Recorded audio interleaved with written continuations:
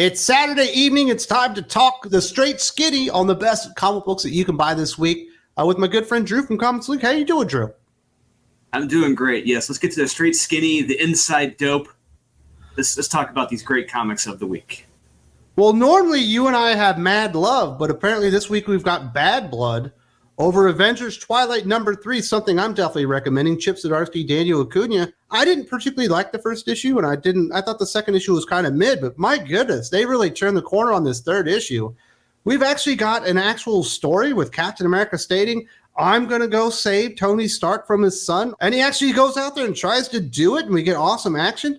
I was really blown away by how focused this particular comic book issue was. Complete turnaround from the first two issues. I read through this issue forwards and backwards at least 5 times in the last 12 hours. I do not see what you see. Honestly, the one positive I can give this book is the Daniel Acuna art. It's good. It's not great. It's good. He just can't illustrate action, in my opinion. He can draw people yelling and eating until the cows come home. But he's just like Phil Noto. He's good at drawing people yelling and standing around. He's way better than Phil Noto, man. That's a slap in the face. No, they're like I said, they're both good at drawing people sitting and yelling at each other. That's all they're good at. You didn't think it was a good moment when Captain America shows up. He gets in there and he discovers Tony's not even alive anymore. His son just has his head like in this vat of water using like his fucking soul or whatever to create weapons and all that shit. That's exactly my point. He's good at drawing people standing around, looking, staring. He's good at that because there's no action.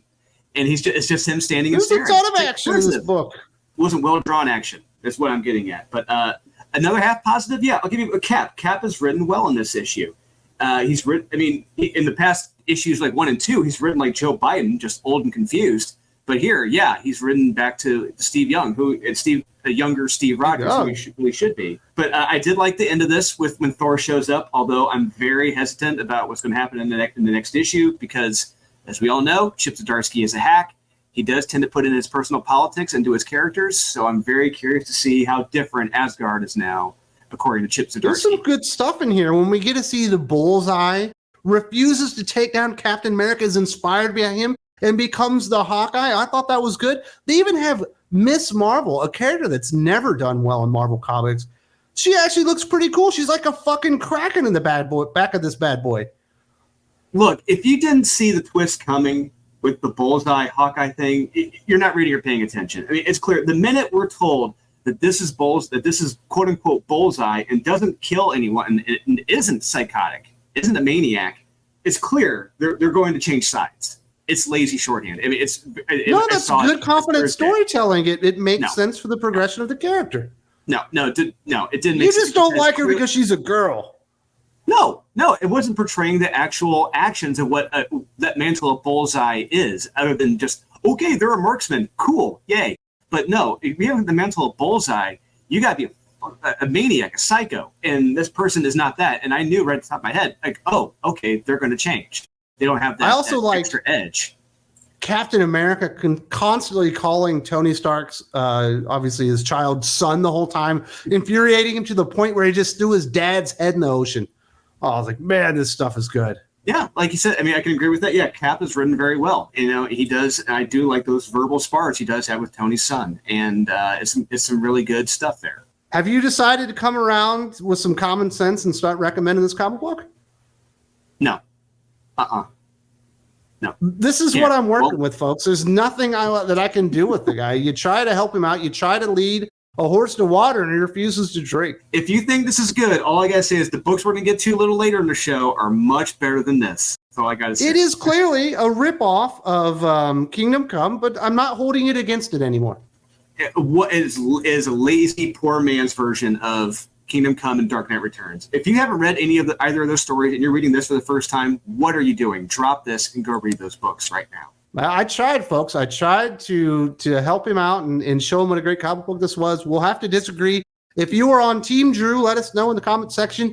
If you are on Team Common Sense, let us know in the comment section, and we'll see how the people feel on Avengers Twilight #3. Now let's go over to the indie comic books, because I think we do agree that Duke #3 from Josh Williamson and Tom Riley is absolutely amazeballs. I just finished my review on the Patreon exclusive review this week. So much fun in this one. We do have the Baroness sitting next to Duke. Is he going to help her, and are they going to help each other really escape from the pit? That is not the case, because we have a team of mercenaries led by a longtime Cobra operative that was absolutely awesome. We get an awesome final page reveal, and this is the best illustrated comic book that they've done in the series so far. Tom Riley is up in the game on this one. So many awesome sound effects and onomatopoeia and all that good stuff. This was a vibrant, living comic book. You are 100% correct. We can agree. We agreed. It's a very quick turnaround here. Yeah, this was my pick of the week. I really enjoyed Duke number 3. So we're introduced to the Baroness here in this issue. We get some hints and teases of her past and backstory. But what's important here to me is the quote-unquote relationship between Duke and Baroness. On one end, I mean, you have Duke, who still believes in the system. I mean, he hasn't lost his way or his faith in it, regardless of what happened or what he saw. But on the other end, you have the Baroness. So he's able to see what can happen to him if he did lose his trust or faith in the system. And they have a lot of great verbal sparring back and forth throughout this whole issue. It's amazing. It's great stuff. And like you said, at the same time, great action, great onomatopoeias. The return of a longtime Cobra villain is terrific. I love the one-pager panel early on with him and Destro. It's great stuff. I cannot recommend this issue or this series enough. If you're not reading Duke or anything from Skybound, fix yourself. Pick up Duke number 3. Rumor is around the campfire. Numbers are ticking up for these titles right now. It's also very clear that this is where Joshua Williamson's focus is, not DC, which is very lackluster at best. Do check out Duke number 3, guys. You will not regret it. If there's a series whose numbers deserve to be going up, it's all the Energon stuff, because they've been knocking it out of the park. They should just be the top 3 selling comic books in the entire industry, and number 10 should be G.I. Joe, Real American Hero. Hell, fuck it. Just make that one number 4 as well, because they are knocking it out of the park. We also have Conan the Barbarian, number 8, Jim Zub writing, Doug Braithwaite on art. Once again, another solid comic book here. This is probably the weakest issue of Conan the Barbarian under Titan Comics that we've had so far, because basically you have Conan as like a demon zombie. He's being attacked, from the inside, and he doesn't really have control of himself. It turns out Thulsa Doom has demons working on his side, trying to use Conan to free him from his prison. We once again do get the flashbacks to Belit and all the things that happen on the ship that obviously have affected him tremendously, but he's on the lookout for a sword because Thulsa Doom needs a sword. There is a very, very, very strong ending to this particular comic book and what Conan is able to do despite being overtaken by demons. Yeah, I'm going to say, by the time when we got to the ending of this book, I was shocked. One thing I expect out of a comic is to elicit a reaction out of me. And when we get to that last page, I was like, holy shit, he just went here. This just happened to our lead character. What is going to happen next? It's crazy. I did not see that happening. And but yeah, like you said, it's one of the weaker issues. I agree. But the overall theme of this is just the importance of memories and the powers that they have over someone. And we really just the power of memories over like this sword that Conan is on the hunt for, as well as his memories with Belit, what that was like, and their relationship over that sword as well. But yeah, it's really, really good stuff. It's not great. It's not bad. It's good. The action's good. We get to see plenty of decapitations and limbs being chopped off. Some good action here. Doug Braithwaite does a good job. It's not great, but it's good. Do check this out, especially when you get to that last page. It's going to shock you, and every comic should elicit a reaction out of you, and this one does that. Conan continues to be the first really big hit from Titan Comics, although they've had some other fun stuff, but this is really starting to put them on the map. We're also going to recommend Ice Cream Man number 38, W. Maxwell Prince, Martin Morazzo on this one. We've talked about this series a lot in the past. We basically recommend every single issue. It's like a horror anthology, but this isn't a particularly scary story this week. It's like Garyland or whatever, and it's more comedic in its effect, but it's an entire quality of this guy named Gary, and they're clearly clones, and they get the most monotonous, boring, tedious, stupid, do-nothing jobs in the world. Like one guy is measuring grass, one guy is raking up leaves, even though they don't have trees and all this kind of stuff. And I guess they're experimenting on them, and they're not supposed to think about what their lives are, and they're not allowed to dream about anything bigger. And it's a really interesting take on modern day society where we're basically put into these just monotonous, lame jobs where nothing feels like you're ever going to achieve your dream and kind of stuff like that, but they want to keep us in the system by telling us, no, none of all this stuff is kind of happening. And I just, I thought it was very, very effective. Very effective. I mean, I guess to a point, to a degree, you could see it as when you're young and in the military. You know, they like to control you, sit one point of view. Don't look out here. Don't look over there. Stay firmly on the path. It's kind of along that line, but not exactly.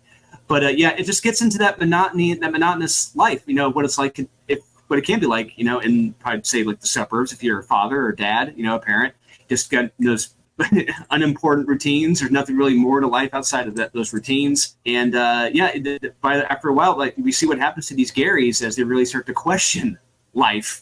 You know, is there more than this? Is there more than just the 2 scoops of ice cream? Yeah, and we see what happens to them as they may or may not try to leave and try to discover that life. And it's some good stuff. You know, there's a lot of truth to life in this story. And there's one or two couple creepy panels in here, specifically when one is sleeping and one is standing over him. It's good. It's a good moment.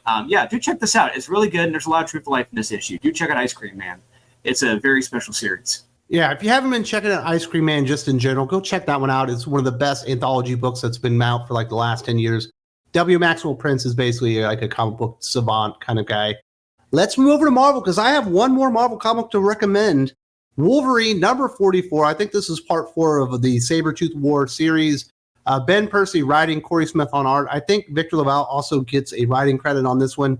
But from everything I can tell, this is a Ben Percy book. It doesn't smell like the last issue, which was an enormous decrease in quality. We don't get back to quite the goriness of the first 2 chapters and all the blood and all this kind of stuff.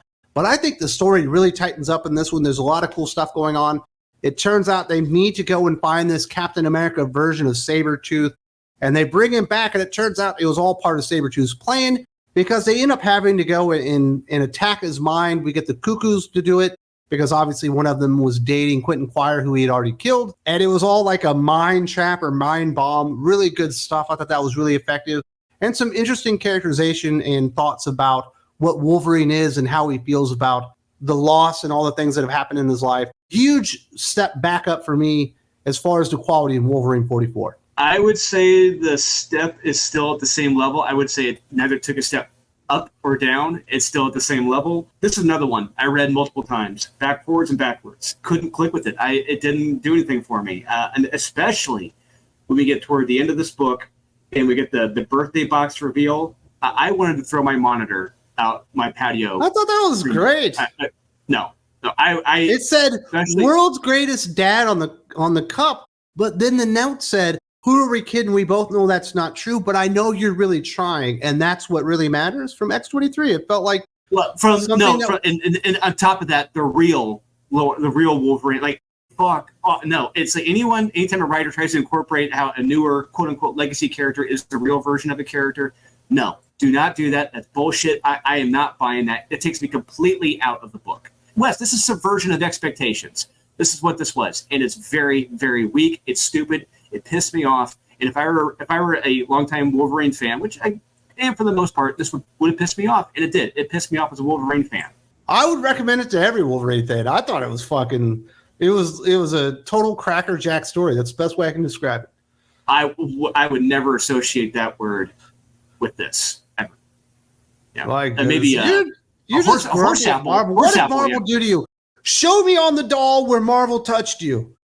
I will gladly show the prosecution, where where the Marvel Comics and these quote unquote writers touched the doll. Yes, I will gladly do it. Let's see if Drew goes after me on this one. DC Comics, Jay Garrick, The Flash, number 5, Jeremy Adams writing, Diego Orlotugi art. I'm sorry if I said your name wrong. Once again, another just great episode of this particular series. I know it's I think a 6-issue miniseries, but further fleshing out the relationship between Jay Garrick and his daughter Judy. They're going after Dr. Elemental. They're trying to find him. They end up finding a robot that might have Dr. Elemental communicating through them. They try to blow him up. Turns out you can't blow up Flashes with the countdown. They save everybody, but then they decide to go. They need to go to South America and find Dr. Midnight, and it's on, baby. And Jay might make a big mistake by the end when they take on the Robot Bear and his robot army. I love it. I love this issue. I had so much fun reading this issue. I was grinning from ear to ear the whole time reading this because it has that great Silver Age feel to this where it's just fun. And I had a blast. And I'm a big JSA fan. And like you said, we get the return of the real Dr. Midnight, Peter Cross. I love it. And he kicks ass in this book. I dig it. And I had so much fun. Jay's kicking ass. The crazy, the robot bears. I'm like, this is just, if you're not smiling, if you're not having fun with this, I don't know what's wrong with you. This is just a fun, action-packed, Silver Age superhero book.